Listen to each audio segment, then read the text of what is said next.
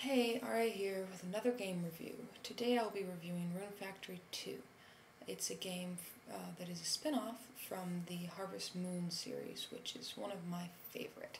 I've played every single Harvest Moon from the Super Nintendo all the way up to the Wii, and have thoroughly enjoyed all of them. The storyline is pretty basic. You end up in the village, you have amnesia, very much like the first game.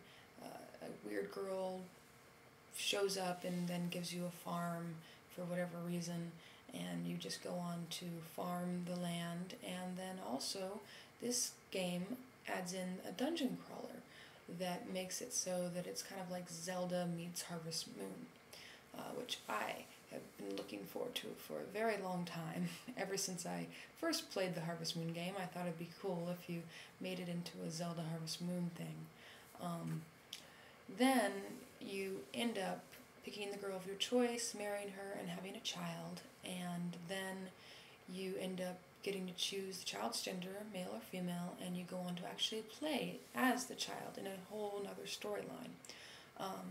One of the really cool parts of the second generation, for me personally, was the fact that the girl's default name was Arya, and she had red hair, which was pretty interesting to me because, I'm Arya, and I have red hair. Then you go on to trying to, find your father, and you go through all the dungeons, and you look for clues, and, it's, simple but fun, and always entertaining.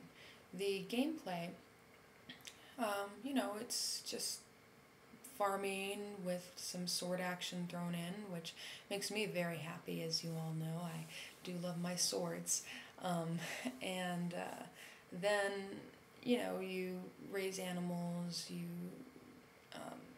it's got some replayability value in the fact that, if you want to marry different wives or have a girlfriend or boyfriend when you're in the second gen, and so that's good. Controls are better than the first one. They still have a little room for improvement. It does, take some of the touchscreen abilities further. The first one hardly even used them at all. So I was very glad for that. I'm glad that it's much easier to access your tools and your items in this one. The sword play I wish was a little bit better. It's pretty basic, pretty, just hit the button and slash the thing, and it's a little bit difficult to control that, but all in all, it's you get used to it and it's fine. Graphics are okay. I mean, it's your basic 3D on a 2D background, which personally I've never really liked. I do like the anime characters, and I like that they have some expressive abilities, which makes it interesting. But all in all, I'm not a huge fan of the actual graphics. The sound, the music is fine, but in the English version, the characters' voices are absolutely atrocious. I just can't stand them. I've heard the YouTube version, Japanese version, and it's much, much better, and I wish they would just leave the Japanese in, since they only are saying, what is being typed, so it's almost like subtitles.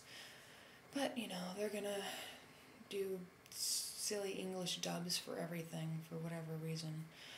I especially do not like the fact that when you have the fortune teller telling you a fortune and she's doing her magic spells, the girl who's doing her voice is literally cracking up in the background.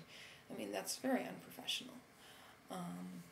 So, all in all, I did enjoy the game. I thought that it was very well put together. It did have its issues, a couple glitches. It did lag if there were more than like 3 people or animals on the screen, which is a little annoying, but stuff that you can kind of deal with.